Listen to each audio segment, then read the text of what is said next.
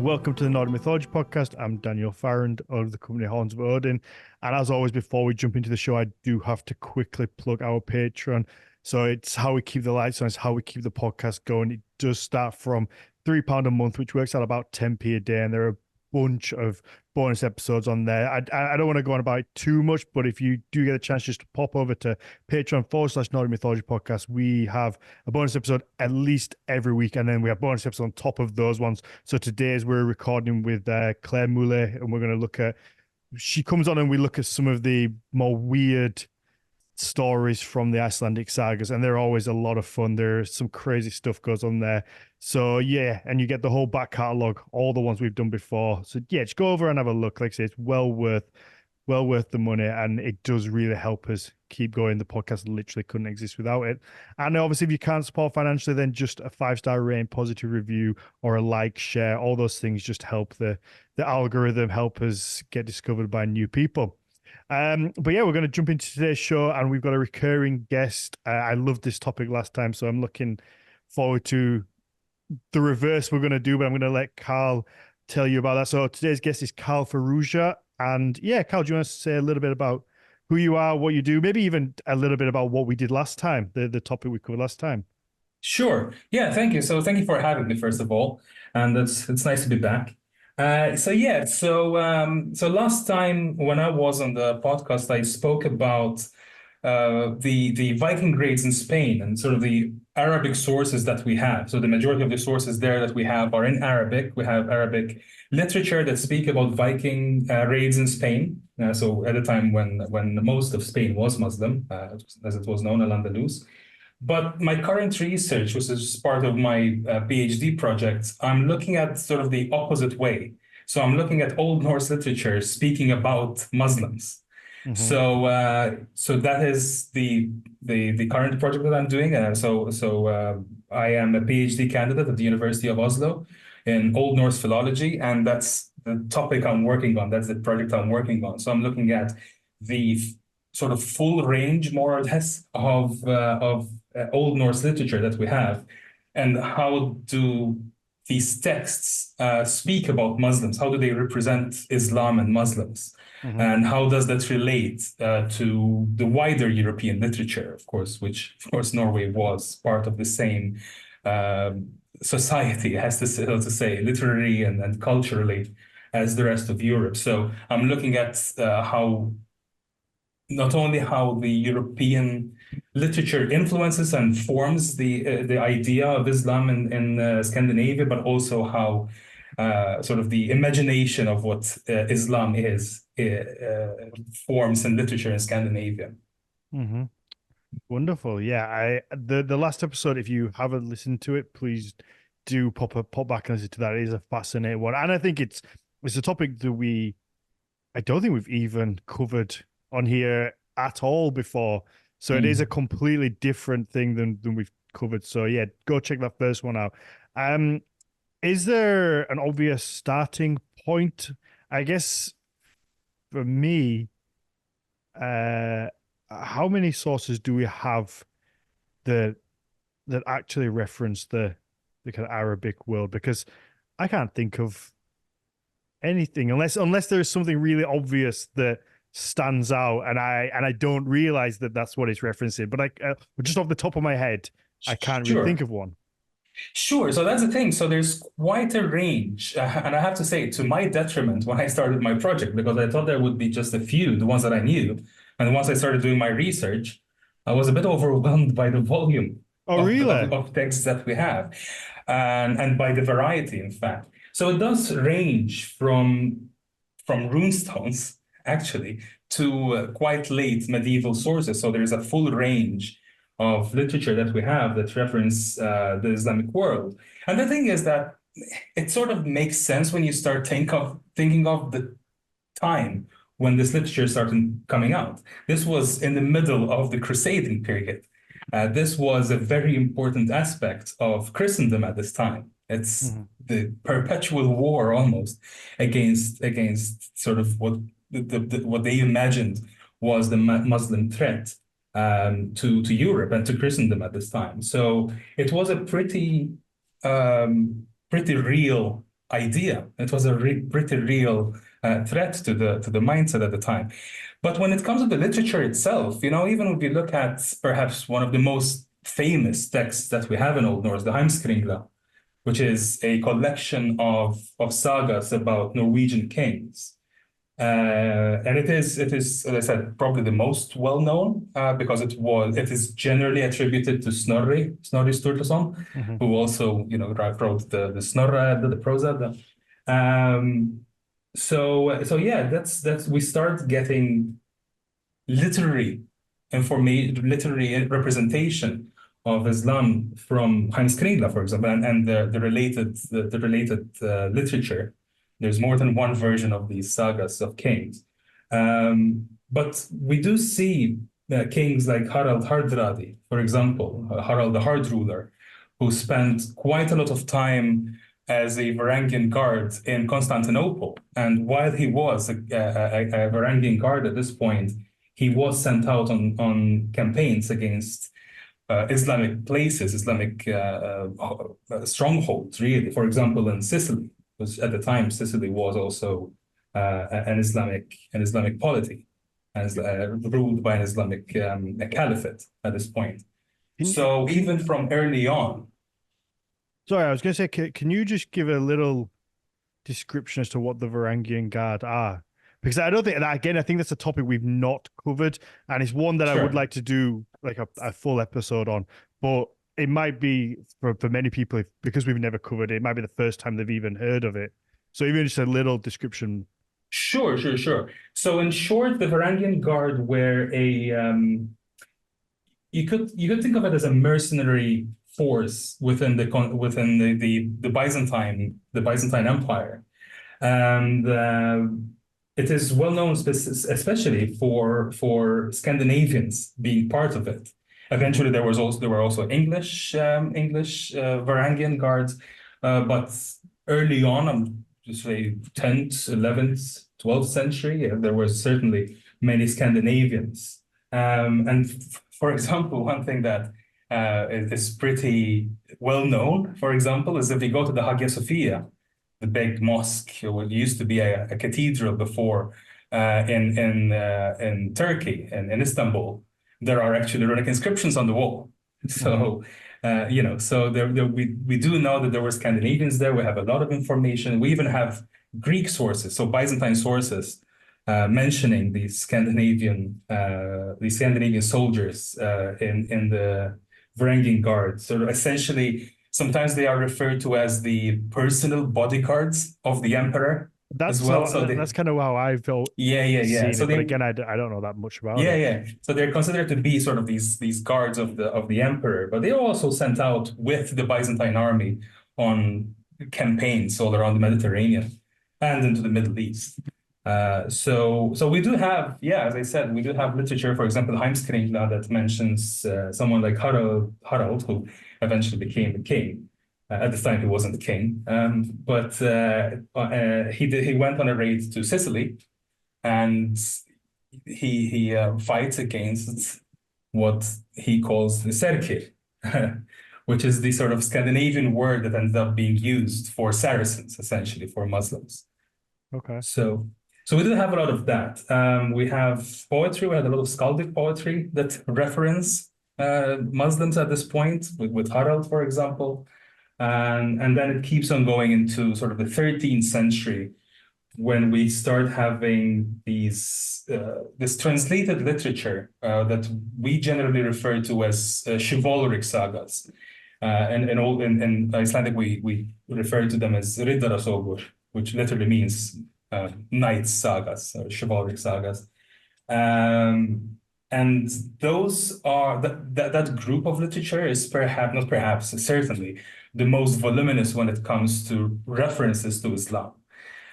These are generally translations of French literature, most of them translations of French poetry, which are translated into prose, so not poetry, so plain text, essentially. And so a lot of these deal with very crusader-like narratives. So these very chivalric characters fighting against Muslims in a crusader setting. And so these get translated, and these are some of the most popular literature that they had at the time. So there's certainly some of the literature that we have most manuscripts for. However, sadly, it is, in my opinion, they are quite understudied. Yeah. They are very understudied, not as popular. So I think most people, even if they are interested in Old Norse, they might not be familiar with this large collection of literature that we have. Why do you think that is? It is, well, you see, looking back at old scholarship, really, it's pretty funny looking back in hindsight, really, because they refer to this literature as being less worthy because they're translations. They're not of the same quality as well, they were not seen rather as having the best quality compared to like family sagas, which are the ones that are more popular, like Egil Saga or Njál Saga. So they were sort of put on the side because they weren't seen as being as worthy because they're just mere translations, so to say, in inverted commas. That attitude is changing nowadays. Certainly, these chivalric sagas are getting more attention nowadays because they are very fascinating for us to look at, not only the stories themselves, but how people did translation, how people changed these translations to be more relevant for a Scandinavian audience, and what that meant for a Scandinavian society. And so we can get quite a lot of insight out of that. And certainly for my project, it's the attitudes towards Islam and Muslims at this point. Two questions. Sure. What's the earliest reference we have? And then it seems as though most sources come from like post Viking Age, like in that little period just after. And how much can they tell us about the Vikings? Are they speaking like, are they writing about their own specific times that they're living in, or are they looking back at the past and kind of recounting those ideas or like stories from maybe like a century or 2 centuries before? Right. So most of these, pretty much all of this literature really is Christian. Well, as you know, all of the written material that we have was written by Christians, of course. However, the sort of the significance of Islam and Muslims as an enemy at this point in time was very closely tied to Christianity, right? But you asked what's the oldest source that we have. So in reality, when it comes to the oldest physical source that we have, is actually runestones. So we do have a group of runestones from somewhere between the 1020s to 1040s, depending on who you speak to, which form part of a group of runestones that are collectively known as the Ingvar runestones. So they were all found around the Lake Mälar in Sweden, so in eastern Sweden. And these runestones collectively tell us of an expedition that happened, led by someone called Ingvar. And all of these stones are raised in memory of people who have died on this campaign.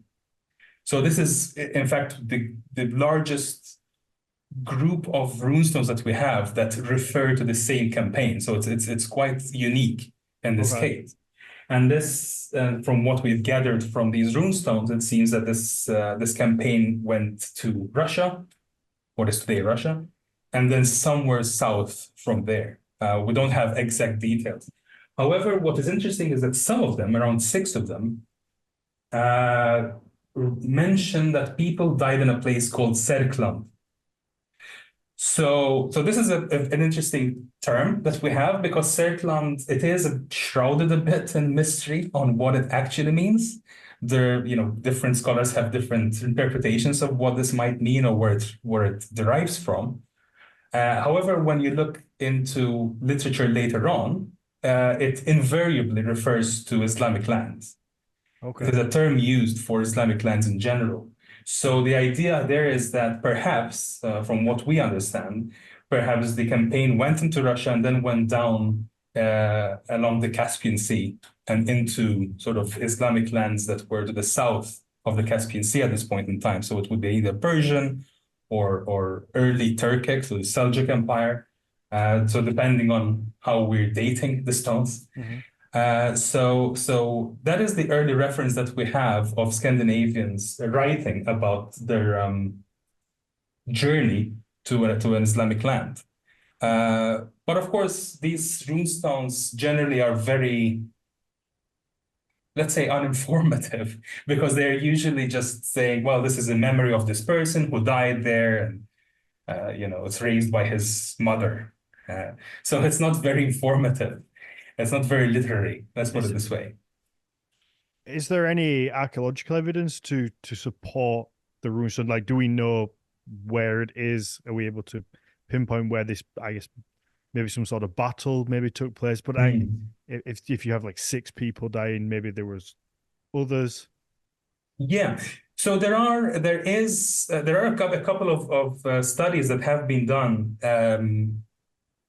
pointing towards possible Okay. links because the Yeah. problem is that we don't really know what happened. We do have a saga later on that is known as Ingvar saga about this person called Ingvar as well, called Ingvar the Wide-Traveled, Vidvarda, who also goes on this campaign somewhere in Russia and somewhere south.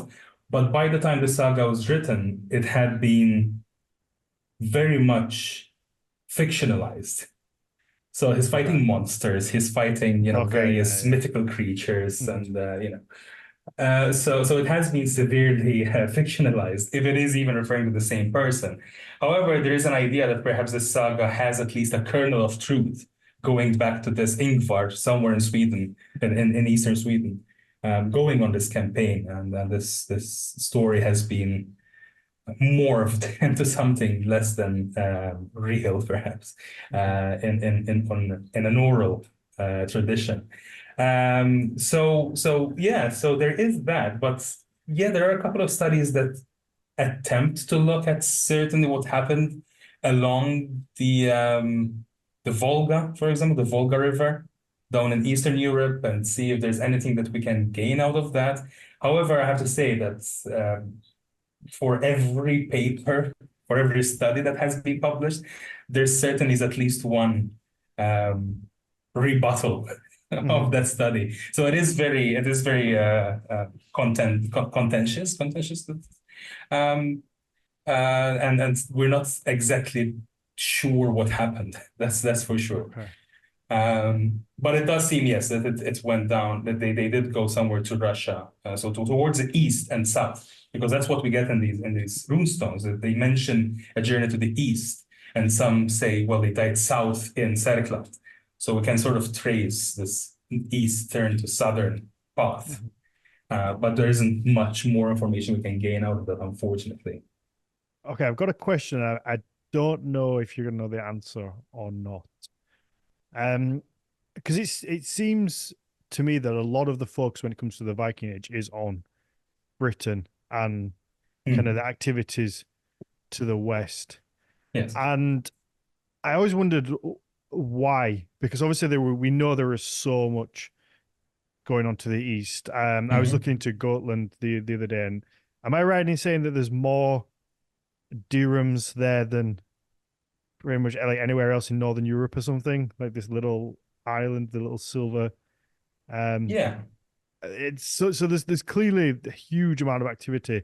So do you think that do we just have better sources for the West, or is it that more money and interest has been put into it to like to the Britain side? And if you put that amount of effort and resources into maybe taking a look at the eastern kind of side, would we then have all this new information, or is it just that it doesn't exist?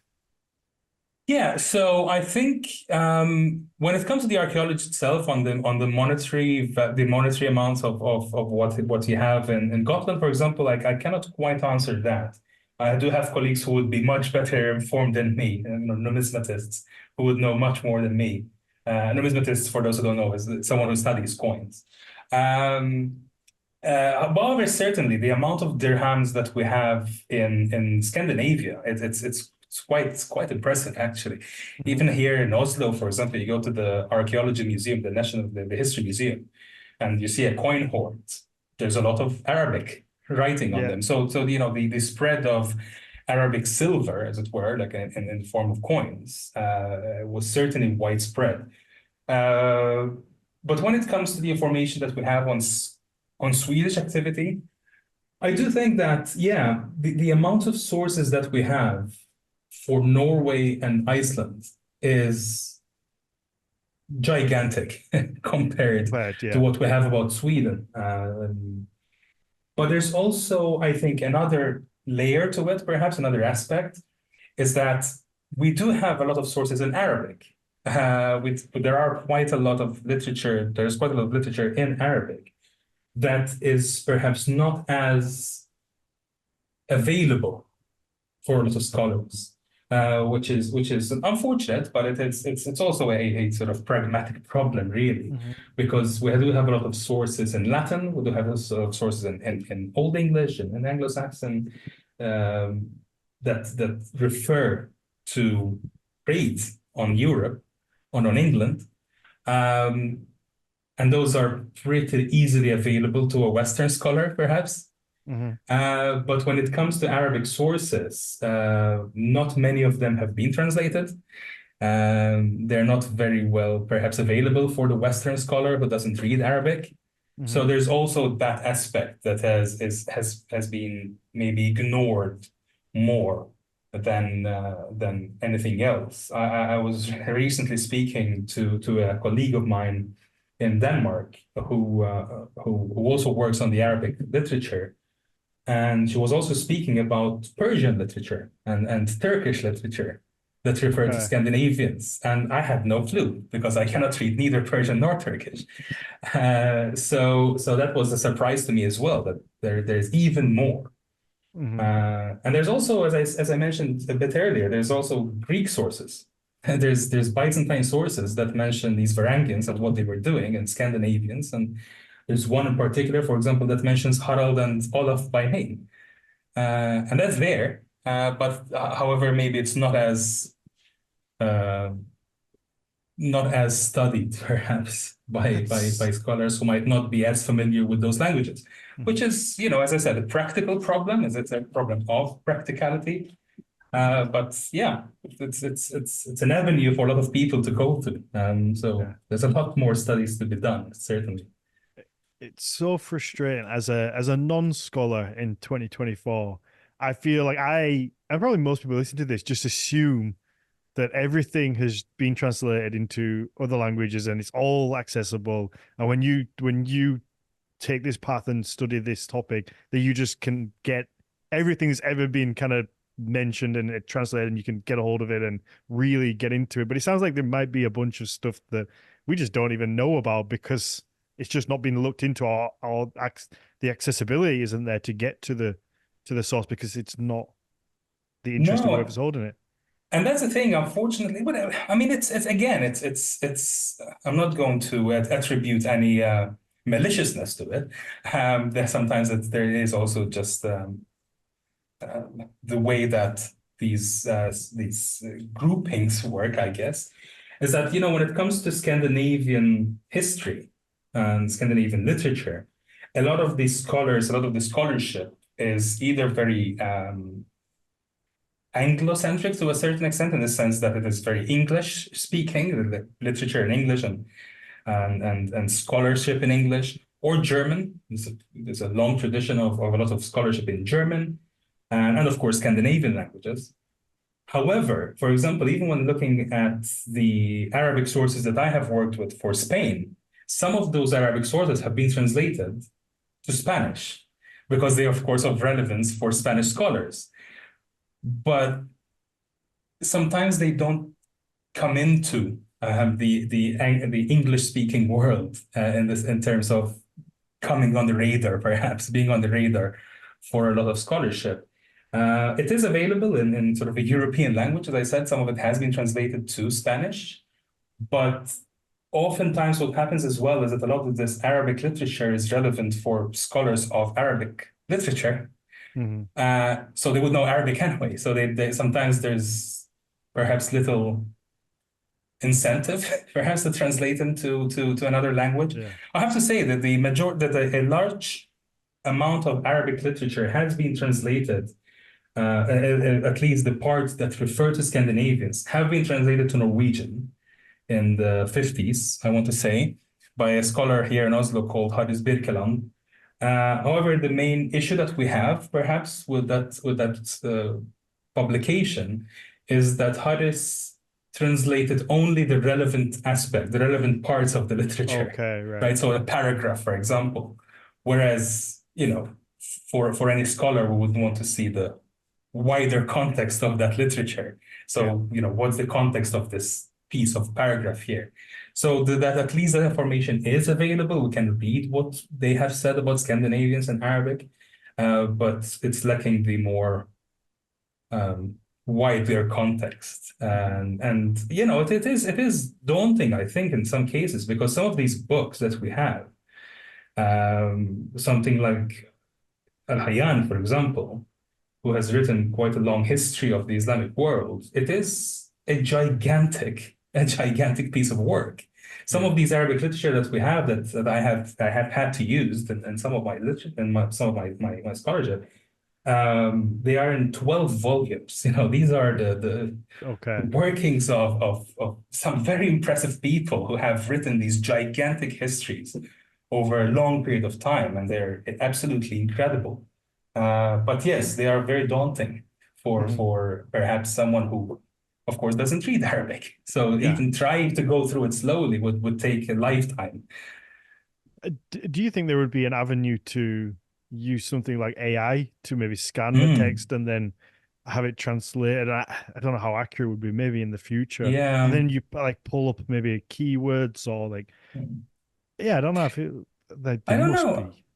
I don't know how it is because the thing is that sometimes, we also have issues sometimes with using translations. That's another thing that I think a lot of scholars sometimes shy away from. We don't really like using translations sometimes. Okay. We would rather read them in the original Hmm. languages, because with translation, I feel that you are adding an extra layer of interpretation, Hmm. right? You have to rely on the interpretation of someone who's doing the translation. Yeah. Okay. And so sometimes that can be an issue, that might inform the reader of something that might not be in the original. Perhaps it's more an Yeah. interpretation than an actual information that we have. For example, one thing I do, I sometimes tell my colleagues often, is that when it comes to Ibn Fadlan, for example, I'm not sure if you're familiar with Ibn Fadlan. He Hmm. was Yeah. a Baghdadi merchant, from what we understand, or an emissary or something of that sort, who went to the Volga region, and that's where he met the Rus, Hmm. he called them, which it is believed that they were Scandinavians. Um, and the most popular translation that we have of that book is the one published by Penguin. And the translation very clearly says that they had tattoos, Okay. Right. Yeah. right? And that sort of has been taken, and people have run with that. That's It- whenever you talk about tattoos and Vikings, that's always the source that gets thrown out of it. right, That's right, like almost the holy grail of the defense for tattoos. exactly. The And problem is, Ötzi the Iceman for some reason. That one always yeah, gets right. brought up, even though it's in no way related. No, But that one always gets brought up. It's like, well, he had tattoos, so clearly they could have. It's like, sure. yeah, they could have. Like that's not the point here. But Maybe. That's the thing. But the thing is that if you look at the original Arabic, Ibn Fadlan, it doesn't quite use the word tattoos. He says that they have pictures of trees, mhm. but the word that he uses, it's a word that relates to the color green. So sort of roughly can be translated as greened. First in my head. It's Okay. being greened with pictures of trees. So it's not very clear if it's a tattoo or if it's body paint. For all Yeah. we know, it's going to be body paint. So that is a case, a very clear case of a translation, someone who translated the penguin version that we have, very clearly making their own decision that this means tattoos. And that's how it spread into tattoos everywhere. Okay. Yeah. So that's the danger of translation sometimes, you know. So that's why we like to, even if we're reading a translation, at least we like to have the original next to us as much as possible, Yeah. to avoid these sort of issues. Hmm. Um, Perfect. so yeah, absolutely, yeah. Okay. So before we get into what they actually thought, and have a look at what's in there. The last thing I wanted to pull back to was obviously most of these sources seem like they're post Viking Age, and I wanted to ask Mhm. the relevance of that in terms of, and it kind of goes back to talking about how the West is the focus of the Viking Age, because Mhm. obviously the Viking Age technically ends with when they stop attacking us poor Brits. And yeah, and I wondered whether that actually had any relevance to this topic. How far after that do communications between sort of Scandinavians and the Arabic regions carry on? Is it something that is more prevalent after the quote unquote end of the Viking Age, because that is so heavily kind of focused on the British Isles, this kind of idea Mhm. of Viking Age? Yeah, I think when it comes to communication, perhaps, because you mentioned communication, because in this case, a lot of the literature that we have, at least the ones that I work with, um, Muslims are portrayed as being an enemy, you know, so very much into the mentality at this time, as I said, of the prevalent crusader ideologies, really. And there were Scandinavians who were crusaders themselves, you know, they went on crusades. And so yeah, so this is certainly post-Christianization. Hmm. And it is very clearly a Christian mentality, right? So we don't have much information about what would have happened before, when it comes to information about Scandinavians in Islamic countries. Very limited, for example, even when it comes to the Viking raids in Spain that I spoke about last time. Hmm. The information about that in the literature is very scant, I would say. Yeah. There's a couple maybe of references of people dying in Spain. That's just about it, really. There's very, very little. But the ones that are very clearly referencing Muslims and Islam, they are from a post-Christianization period. So as I mentioned, like the earliest one that we have is these runestones, and that's from around 1020, 1040, right? So just at the cusp of Yeah. the sort of widespread, um, let's say, official Christianization of Scandinavia. So then after that, yes, it's very much Hmm. Christian literature, and based on Christian mentality. Let's put it this Okay. way. Wonderful. Okay, so what kind of stuff are we seeing in there? What are Hmm. the thoughts? Right. So it's sometimes, you know, some of the information, some of the ideas that they have about Islam is sometimes is quite bizarre, I have to say. Um, so right. So when you look at even the European literature, right? So the European literature on that sort of codified this idea of what Islam is, it is pretty clear that they were struggling to understand what Islam is. They were really Okay. struggling to understand what this is, what's happening. You know, Eastern Christianity, sort of the Christianity in the Byzantine Empire, and sort of lands that have been conquered by Muslims, by Islamic political groups and the Caliphate at this point in the East. And the Christians there were writing that had a bit of a better idea, perhaps, of Islam because they were, just there, either on the border or ruled by the Caliphate at this point. But when it comes to Western Christianity, so Latin Christianity, so to say, they sort of struggled a bit with understanding what's going on there. We do have perhaps one of the most, I find interesting works that have been done in Latin is by this French monk called Peter the Venerable, who went sort of a step further because he sent people over to Spain and got the Quran translated to Latin because he really wanted to understand what's happening. And some other texts as well. So he compiled this group of texts, which include the Quran there, in Latin.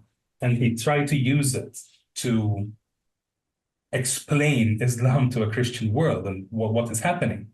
But even then, he wasn't too sure what to make of it.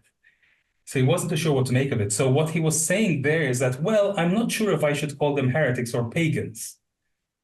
And he says that, exactly, that's verbatim, that's what he said. Like, well, I'm not sure what to call them, if there should be heretics or pagans, so call them whatever you want. So he really wasn't too sure what's happening there. So you can see that trying to place Islam within the Christian worldview at this point was a bit of a harder task, perhaps. And sort of what I mentioned there, that the heresy and the paganism of Islam are the two main strands that we have in European literature. And those are, in fact, the two main strands that we have in Old Norse literature.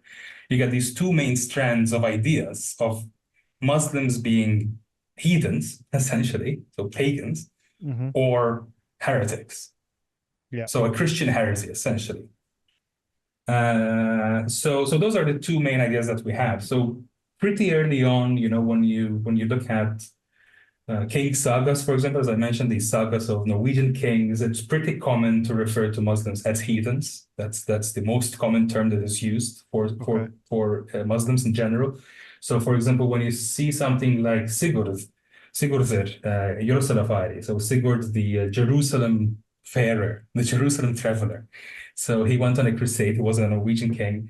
He went on a crusade and he went through Spain first, and then crossed the Straits of Gibraltar on his way to Jerusalem. And in that case, he refers to attacking heathen Spain. So it's pretty common way of referring to Muslims at this point in time as heathens. And then we do get some religious literature, some very religious literature that do make a reference to Islam as a heresy, as a Christian heresy. So with that came a lot of bizarre stories about the Prophet, Muhammad. These really bizarre stories, fabricated stories about his life and how he died and what he did, but they are very much designed as a sort of how can I put it? A sort of attack on Islam by sort of showing the Prophet as being this strange character, almost an anti-saint, so to say. But yeah, they had very bizarre ideas about Islam. So when it comes to the pagan side of it, then when you get to the chivalric sagas, as I mentioned, we do get ideas of Muslims having three gods all of a sudden. Okay. So all of that, which is absolutely preposterous, of course, because Islam. I don't know much about Islam, but I feel like that's a pretty big one. That's the one thing that he should know, that is very much monotheistic. So there's this idea that pops up, and that is very common in French literature. As I mentioned, a lot of these chivalric sagas are translations of French poetry. And you get these ideas of these Muslims, Muslims in inverted commas, really, because they're clearly fictionalized versions, worshipping, well, Muhammad. So supposedly they made Muhammad into a god in this Oh, okay. version. Yeah. And then some of them say that they worship Apollo. Some of them mention that they worship Jupiter. Yeah. Oh, okay. Yeah. It is pretty bizarre. It is really, really bizarre. Hmm.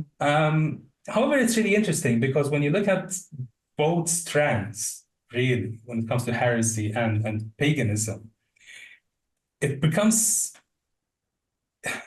perhaps a bit clear that what was happening at this time is that Christians were trying to fit the world to their worldview rather than fit their worldview to the world, if you know what I mean. Okay. Yeah. So they had an idea of what the world is in the sense of sort of divine plan and the biblical design of the world and how people spread. And they also had another set of tools that they were using at this time. There were a lot of older church father literature, as we call it, so the early Christians who wrote these long treatises on how to debate and fight, perhaps theologically, heresies and pagans. And so when they were trying to explain away Islam, they were using these tool sets that they had. So they had tools on how to speak about heretics, and they had tools about how to speak about pagans, and they were trying to fit Islam into sort of those two Okay. paradigms that they had. Hmm. So these So ideas started forming based on these tools. I guess just to clear this up for myself, and I'm sure for a lot of people listening, what are the specific differences between pagan and heretic? Because Sure, I feel like I know, but sure. I'm not 100% sure, and I'm sure there'll be a bunch of people listening who are on that same kind of Oh, level. of course, absolutely. So pagans are at this time, at least the idea of, well, the most basic form at least is the fact that they have multiple gods, right? So they're polytheistics. They had multiple gods. However, there's a bit more to it sometimes. So especially when you look at heresy. So heresy is more the idea that these people, the heretics, are still Christian, if we're talking about Christian heresy, they're still Christian, but they have a fundamental difference in their theology, right? So, for example, let's say, trying to think of one pagan, one heresy at random. So, for example, some may mention that, well, God, Jesus was the Son of God, but not God Himself, Okay. right? So in Christianity and in sort of the, let's say, mainstream Christianity, Jesus is the Son of God, but also God Himself, right? So He's both human and God at the same time. So that's a very important aspect of sort of Christian theology. But then the heresy might say, well, we do believe in Jesus, but He's just the Son of God, Okay. right? Others Okay. might say, oh, He wasn't even human, Would right? that So those are heresy. Those are slight deviations, perhaps, from the mainstream idea of Christianity. So that is what heresy really is. It's sort of a slight change, sometimes slight, sometimes more egregious, perhaps, but they are still considered to be how can I put it? Deviant. That's what they say. Deviants from the mainstream. So yeah. when I mentioned earlier, for example, Peter the Venerable, who, as I said, wasn't too sure if to call Muslims pagans or heretics, he says it quite clearly because he says, well, they still believe in one God. Hmm. They still believe in Jesus. Muslims, believe in Jesus not as the Son of God, but as a prophet. They still believe in the virgin birth of Mary, which they do.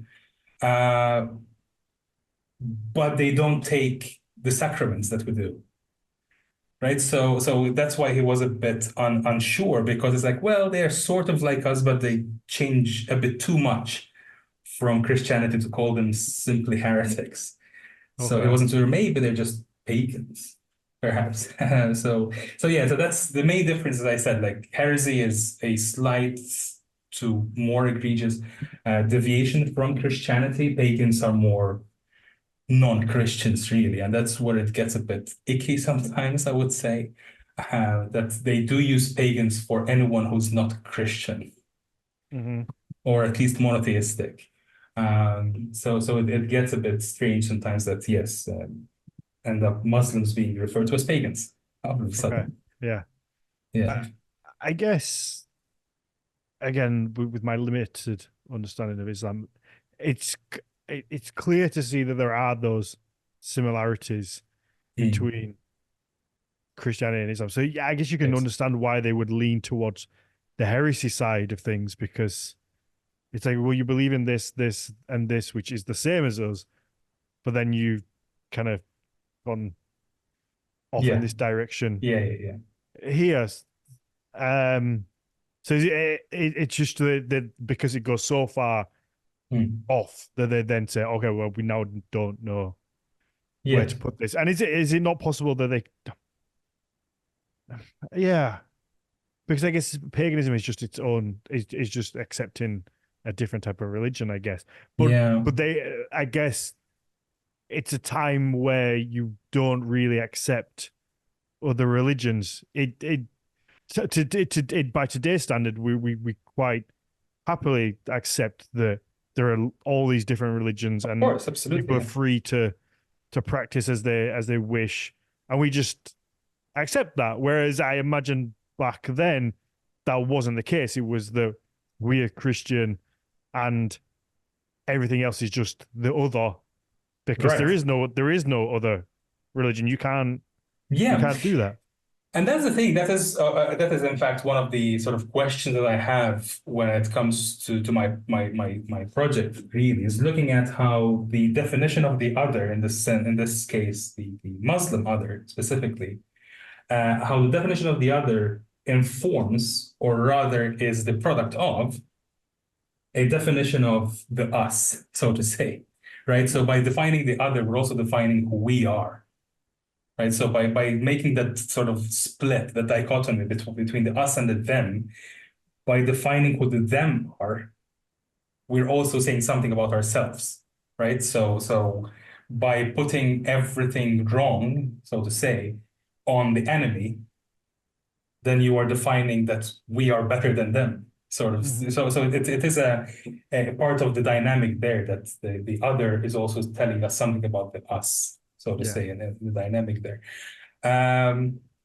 But it also must be said that, when it comes to these very strange and clearly wrong ideas about Islam that they had, it's also a case of them not knowing much about Islam in the first place, you Mm-hmm. know? So it's also the born out of, for lack of a better word, ignorance, perhaps, about Islam itself. And they almost become a caricature of Muslims. It's not really representative of Islam itself. So these stories, they are about these almost amorphous form of religion that doesn't even exist in reality. It's just a almost a literary creation, as I said, like almost a parody of Islam. It's not really about Islam itself. Really, it's not telling us anything about Islam. We're not learning anything about Islam from these texts, that's for sure. We're learning more about the people writing them, Okay. right? Rather than the people they are writing about. Is that because they're they are very, I guess, visually, it would be they would be very different. So when you have Christianity going into um Scandinavia, I guess is it a case of that it's okay, they're pagan, they believe different to us, but they look like us, they sound pretty similar to us, Mm, like the languages have similarities, we can kind of get by. But then when you mm. go down to the Arabic world, is it a case of like these people look different to us, their language is Yeah, very different, their actions are obviously quite different, so therefore it creates this huge gap that's almost yeah. insurmountable. Yeah, and that's the thing, when you look at the literature coming out of this period, not only in Scandinavia, but also in Europe, there's also a kernel of almost racism coming in as well, Yeah, that's what I was which wondering is now. really yes, it's a really interesting thing actually. There's a scholar called Geraldine Hang who has written a lot about the idea of the sort of what she calls the invention of race in the Middle Ages, and this is sort of the it's hard to sort of codify exactly because what we see as race today is more sort of biological, so to say, and Mhm. there are scholars, of course. This is a long-standing discussion that there is in the scholarship on whether we can call racism in the Middle Ages as racism, because racism is born out of sort of 18th century classification of animals and humans and how the sort of the hierarchies of animals. So it's sort of born out of that to a certain extent, but you clearly see at least a kernel of that happening already in the Middle Ages. And even in the Old Norse literature, we get references to what they call the Blaumaður, the literally the blue man. But it's the blau in this case, the blue refers to sort of dark. So Mhm. the idea of blau man, blau man, and the plural being essentially Black Africans. Okay. So we do get references to that, and sometimes they are equated with Islam. Uh, Not always, but they are sometimes equated with that. But then you get some really strange again. A lot of it is strange, but you get a lot of strange ideas. So, for example, there are texts that you get in French, for example, or Anglo-Norman in some cases. So, sort of the French and inverted commas that was spoken in England after the conquest, the Norman conquest, that mention, for example, a Saracen, so a Muslim character being dark-skinned and then his skin turning white immediately as he converts. Yes. So there's this Okay. idea of sort of the racialization of religion almost, Hmm. sort of this sort of mix of race and religion being a sort of important aspect. Um, so yeah, so it does the aspect of race perhaps does play some role Do into we it. do we see that tied into descriptions when they're trying to describe somebody of Muslim faith? Would they Mm. put that skin color aspect into it? Um, and do we have? Yeah, I guess no. I guess you would have darker skinned Christians at the time, wouldn't you? From like Yeah. down from certainly like Southern Europe and that kind of region. Yes. So Yes. Yes. so I was wondering whether you would have that kind you said there with the source where when you Christianize his skin becomes white. Mm. I wondered whether there was that kind of like quote unquote natural divide that kind of just Sure. happened maybe geographically. Yeah. There's very little I have to say because so the one thing I can think of right now, for example, that clearly makes references to the skin color of people somewhere in the south is I mentioned earlier the crusade of Sigurd the Jorsalafari, so Sigurd the Jerusalem fair, who as I said, he goes to Spain and around the Spanish peninsula when he enters the Straits of Gibraltar. And that's where we get, for example, a campaign on Ibiza. We actually Okay. get Ibiza mentioned by name, which is always fun to see in a Hmm. medieval text. I bet. Yeah, so Ibiza and Formentera. And in that case, we do get references of Saracens. So essentially, what the term that was used at this time for Muslims, and Blauman, so black people essentially, Okay. like black-skinned people perhaps, which is really interesting because yeah, it seems that in some texts they equate the two together. In some cases, they're almost like two different groups who are fighting together. This also shows up in a saga called Orkneyinga Saga, the saga of the Orkneys. Hmm. And in that saga, there is a character called Rognvaldur, who does pretty much the same itinerary as Sigurd. So he goes down to Spain and then into the Straits of Gibraltar.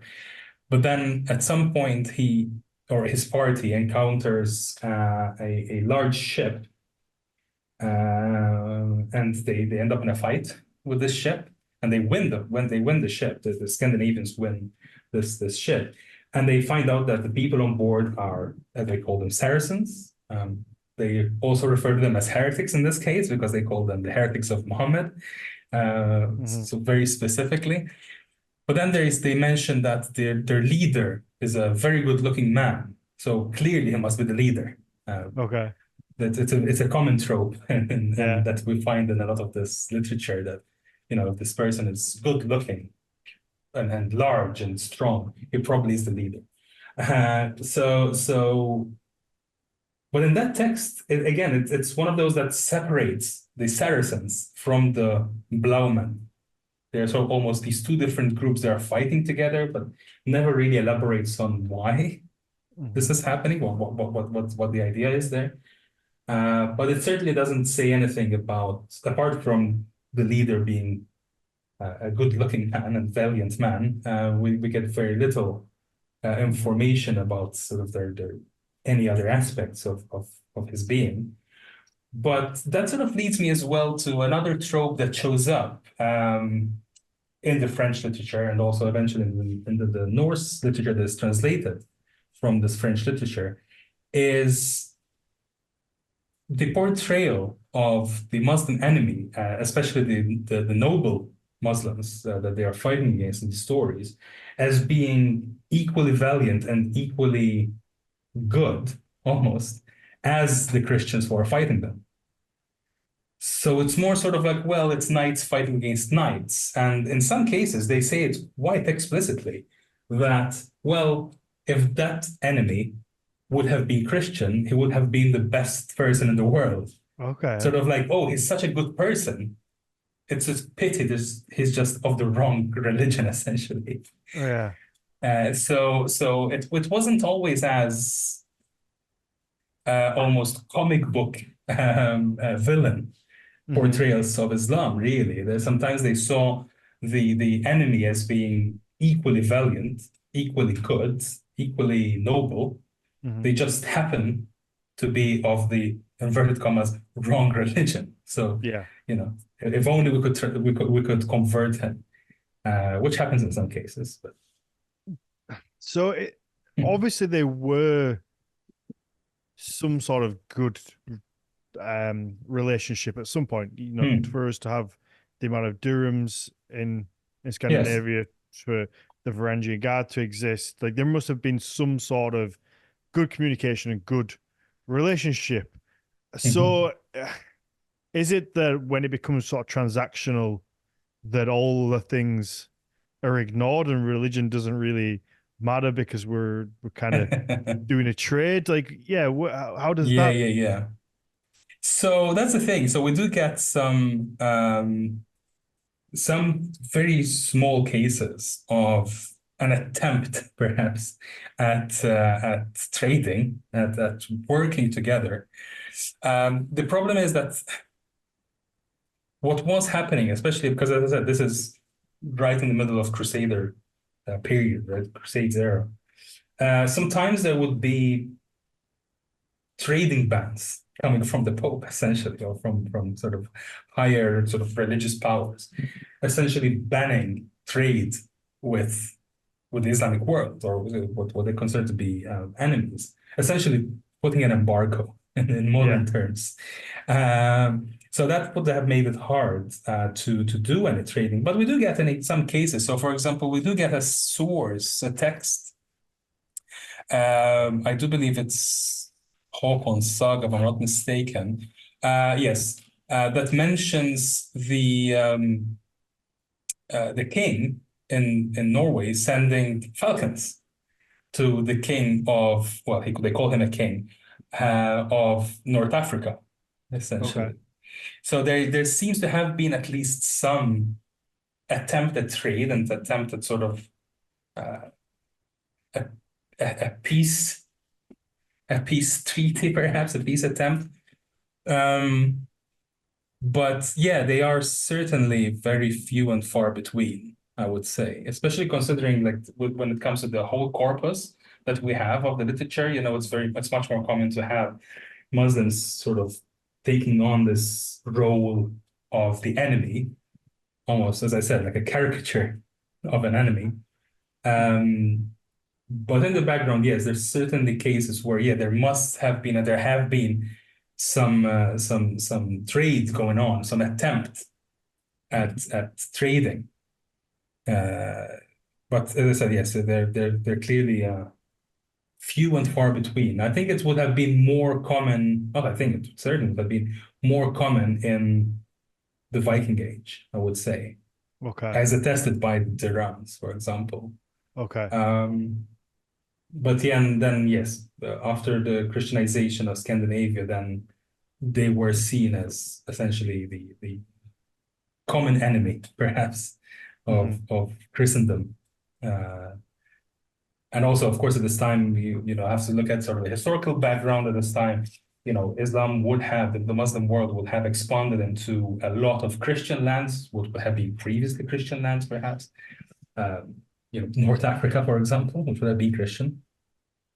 And of course, the most perhaps important aspect of sort of the point of the Crusades is the Holy Land. The Holy Land Yeah. became Christian, and that is sort of a slap in the face for a lot of Christendom, and that was sort of a flashpoint, perhaps.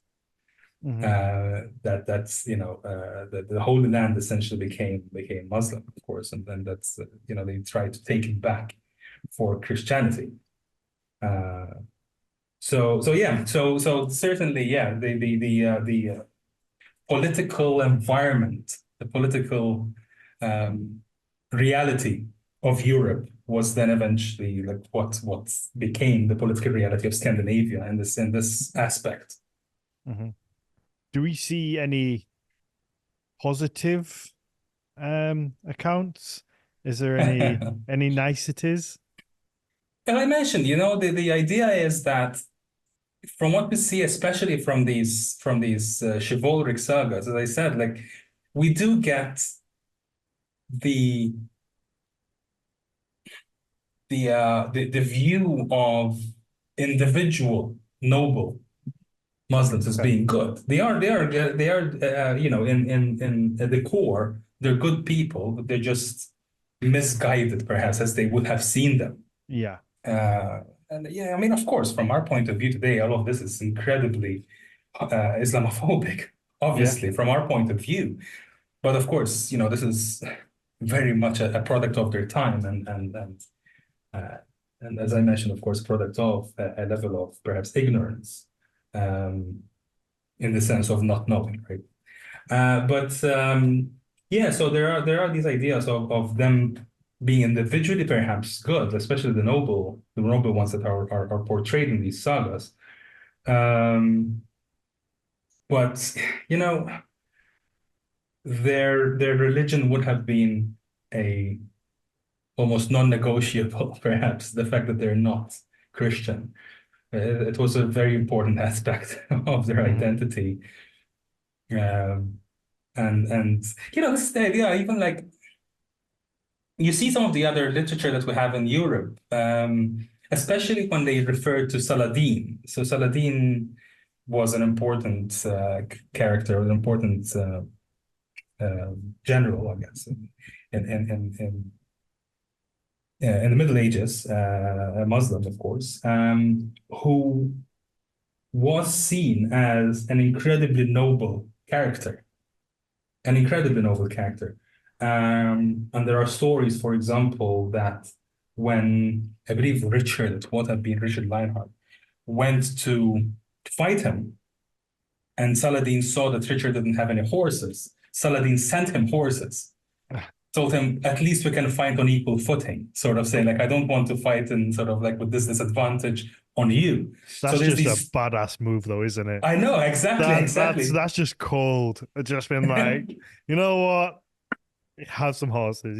Yeah, You look like you yeah. could use a few. Yeah, exactly. But it's sort of the way it's portrayed as this idea of being like, well, I would rather fight against someone on equal footing rather than, Yeah. just overwhelming you. So this idea of very chivalric idea of how things should be, sort of thing. So that becomes a very common sort of idea of how to portray Saladin. Um, so yeah, this idea is clearly the idea of them. They are good. They're just, if only we would, if only, I'm speaking from the point of view of a medieval Christian here, if only we would convert them, sort of. That's the sort of rhetoric that comes into it. If only we could, spread the true faith, as they called it, Okay. from a Christian point of view, to these people, would have so many good people that we could take. Hmm. And in some cases, there are some really strange stories that start popping out of that as well. I could recall reading this one story in Latin. I believe it was in Latin, but it was French. Um, Mentioning that Saladin had actually French ancestry, Oh, which okay. wasn't true. Yeah. But that is why he is so noble. Trying to Right. explain, Okay. like, why is this Muslim person sort of so good? Like, Okay. oh, he must be French. Of course he Right. was. Okay. Yeah. Yeah. But sort of like trying to, it became so prevalent, this idea of this noble heathen, as it's called. It's a very common trope in literature at this point, the concept of the noble heathen. Hmm. The idea of a heathen, like a non-Christian, who had good Christian values before he knew Christianity. Okay. Yeah. It's a Yeah. very common trope, it's a Hmm. very common idea. Okay. Recently, I've been reading this text, this chivalric saga that was written in Iceland. So this wasn't a translation.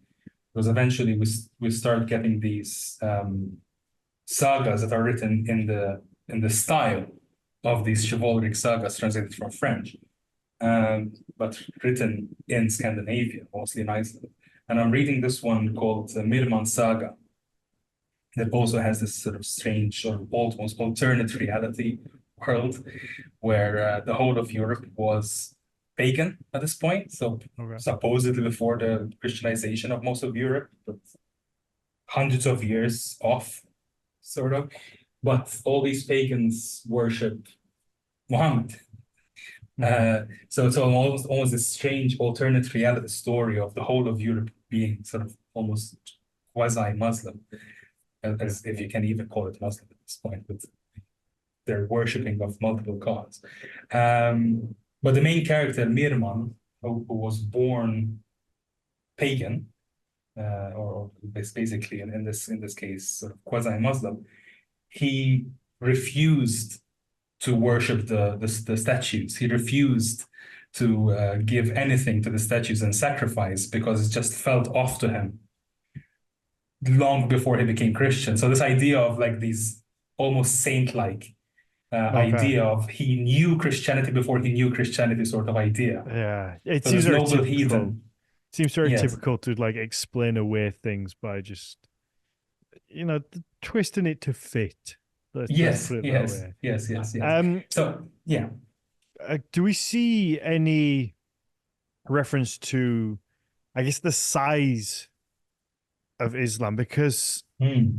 I guess converting like small pockets of pagans across Europe is very different to then looking at the size and power that is Islam. Does that Yes. kind of get things? Is it ever like referenced as like an equal or of like equal power, I guess, or the amount of people who believe in it? Hmm. I cannot say that I have come across anything specifically in this sense in the Old Norse literature. Um, we do get references to what is called Serkland it Mikla, so Serkland the Great. So as I mentioned earlier, Serkland is this term of nebulous origin, perhaps, that is generally translated to the land of the Saracens, right? So Okay. usually just translated like that for simplicity's sake, even though its background might be a bit more unknown, perhaps.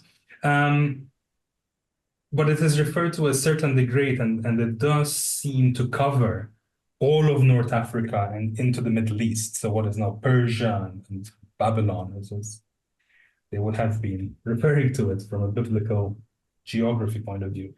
Um, so there was certainly a knowledge or an acknowledgement of this Saracen land being quite extensive, Okay. certainly quite extensive. But I cannot say that I can think of any Norse literature specifically that mentions um, the danger of this expansion. Or we do get some in Latin. I can recall in Latin, this idea of this almost forlorn idea of why are they doing so well? I think the Okay. idea of Yeah. like Yeah. why how is Baghdad so rich and Yeah. so powerful? Like Mhm. what did we do to God for us to Yeah. deserve this sort of question, you know? Well, it's that thing, isn't it? It's like, well, if God's behind us, Mm, why are they getting all the cool yeah, new stuff? yeah. Absolutely. It was a thing that was certainly vocalized and at Yeah. the time. And of course, then there would be some theological explanation behind it, sort of this, we still have to trust the will of God and we will get there eventually. Sort of God is testing us essentially. Yeah. Yeah. Yeah. Uh, but That's what it would certainly, be, wouldn't it? Be, oh well, Satan's testing you to come over to his side. yeah, So yeah, be a good yeah. Christian and you starve to death. Yeah, exactly. No, so this it certainly was something that didn't escape people at this point in time, certainly. But as I said, like in the Norse literature, I cannot recall of any specific case of this being vocalized. Mhm. Um, Okay. yeah, I cannot think of any. What Um. is interesting is that what they did do, however, which is really interesting, is that they started equating these serkir, which is the term used for Serkland. So Serkland is the land and serkir is the people. The people of Serkland are called serkir.